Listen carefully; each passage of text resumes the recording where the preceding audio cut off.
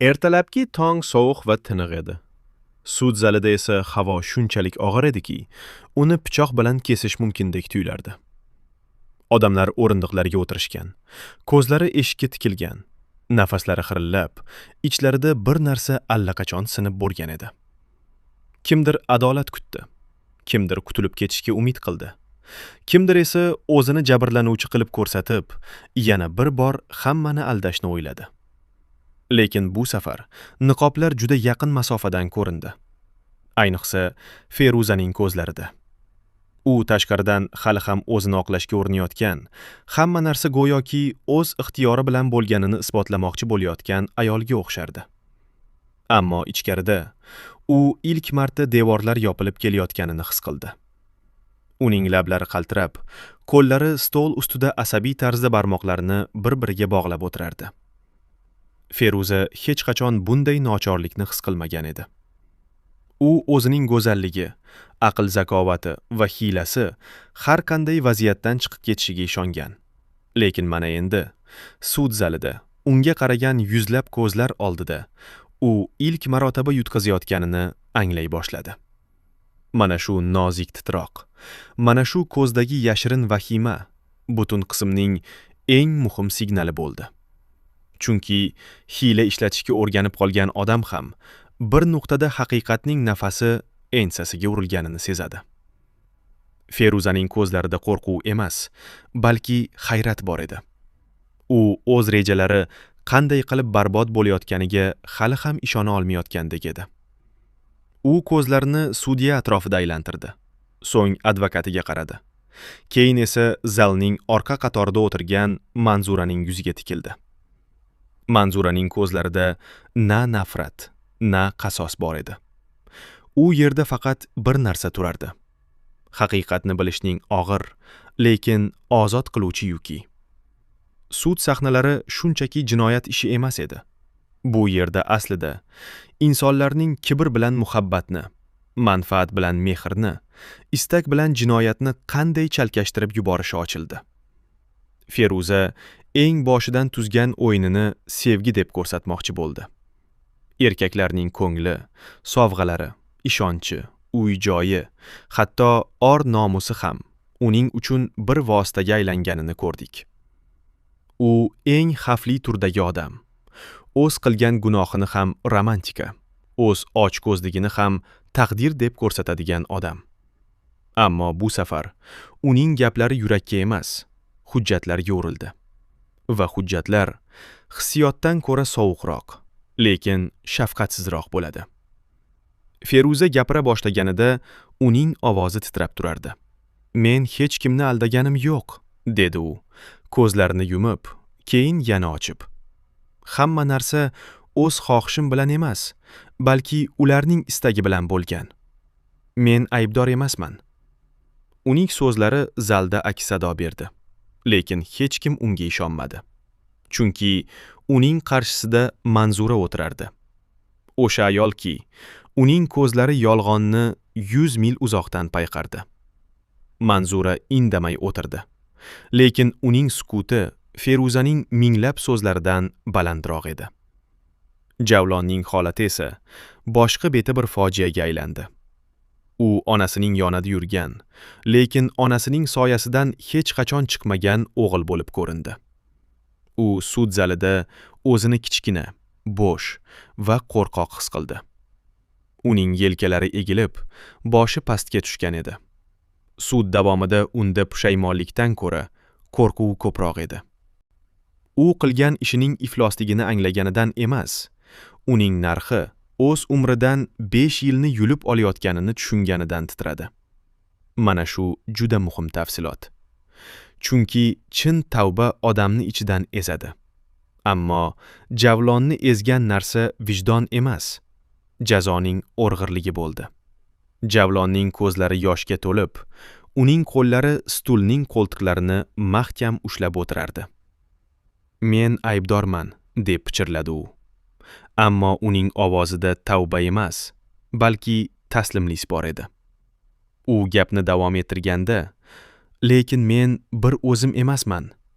Men yolg'iz qaror qilganim yo'q", dedi va Psizi onasi tomon o'girdi. Bu so'zlar sud zalida shoutingga sabab bo'ldi. Odamlar bir-biriga qarab pichirlashdi. Ona va o'g'il o'rtasidagi aloqa endi yorilib, ularning o'rtasida chuqur jarlik paydo bo'layotganini hamma sezdi. Demak, bu yigit hali to'liq sinmagan. Hali ichida aybni boshqaga ag'darishga tayyor bir zaiflik yashab turibdi. Hukmdan keyin onasiga tashlangan ayblovlari ham ansan shuni ko'rsatdi. Birga yegan, birga yutgan odamlar kulfat kelganda bir-birini yeya boshlaydi. Va bu xalanishi xolos. Javlonning ichida onasiga nisbatan g'azab va dochat apib borayotganini uning ko'zlaridan o'qish mumkin edi. U endi o'zini qurbon sifatida ko'rmoqchi edi. Go'yoki onasi uni bud yo'lga undagan va u faqatgina itoatkor o'g'il bo'lgan. Lekin hamma bilardiki, bu favon edi. Bu qismda Manzura obrazining og'irligi juda katta bo'ldi. U qasos bilan emas, shan bilan gapirdi. Shu farqni ko'rish kerak. Chunki u o'zining qalbi sindirilgan ayol ekanini biladi. Lekin shunga qaramay, u rostni aytish orqali boshqasini emas, o'zini tiklayapti. Manzura o'rnidan turdi. Uning boshi baland, qadati tik edi. U sud zalining o'rtasiga chiqib, to'g'ri Feruzaning ko'ziga tik qaradi. Men bu ayolni bir vaqtlar o'z uyimga mehmon qilib oldim, dedi Manzura. Uning ovozi xotirjam va qat'iy edi. Men unga ishondim. Hukm o'qilgan paytdagi sovuq rasmiylik juda kuchli ishladi. 5 yil degan raqam sud zalida yangragan lahzada kimningdir ko'zida bu adolat edi, kimningdir ko'zida esa umrning yarmi edi. Sudya o'rnidan turdi va hukmni o'qishni boshladi. Uning ovozi jim, sovuq va rasmiy edi. Feruza va Javlon og'ir jinoyatlarda aybdor deb topilib, 5 yil muddatga ozodlikdan mahrum etiladilar, dedi sudya. Uning so'zlari zalda aks sado berdi va birdan hamma narsa jim bo'lib qoldi. Feruza o'rnidan turdi. Uning yuzi oqarib ketgan, ko'zlari katta ochilgan edi. U hech qachon bu lahzani tasavvur qilmagandi. U har doim o'zining aql zakovati bilan har qanday vaziyatdan chiqib ketishiga ishongan. Lekin mana endi u qo'lqop kiygan ofitserlar tomonidan qo'lidan ushlanganda u haqiqatni anglab yetdi. Bu safar ish bermaydi. Bu safar hech qanday hiyla, hech qanday yolg'on, hech qanday aldov uni qutqara olmaydi. Javlon esa o'rnidan turib oldinga bir qadam tashladi. "Yo'q!" deb baqirdi u. Uning ovozi titrab, yig'iga o'xshash edi. "Men buni qilmadim. Men aybdor emasman." U qo'lini ko'tarib sudya tomon cho'zdi. "Bu mening onamning ishi. U meni majburladi." Uning so'zlari zalda shovqinga sabab bo'ldi. Odamlar bir-biriga qarab pichirlashdi. Javlonning onasi Feruza o'g'lining gaplarini eshitib qotib qoldi. U sekin o'girilib o'g'liga qaradi. Uning ko'zlarida na sevgi, na kechirim, faqat xiyonat hissi bor edi. Eng dahshatlisi, ona va o'g'il o'rtasidagi rishta ham aynan shu joyda yorildi. Avval tashqaridagi odamlarni aldagan juftlik endi bir-birini sotqin deb ko'ra boshladi. Bu yerda serial juda achchiq haqiqatni ko'rsatdi. Jinoyat sheriklikni yaratadi, lekin kulfat kelganda hech kimni ko'tarmaydi.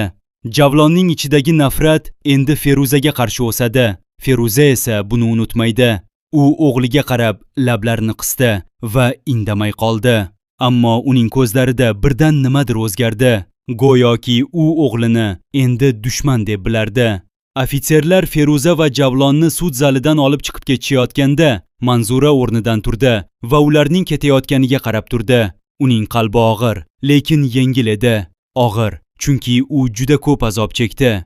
Yengil, chunki u endi haqiqatni aytdi va yolg'on yukini tashladi. Uning yelkalari to'g'rilanib, boshi baland edi. U endi ozod edi.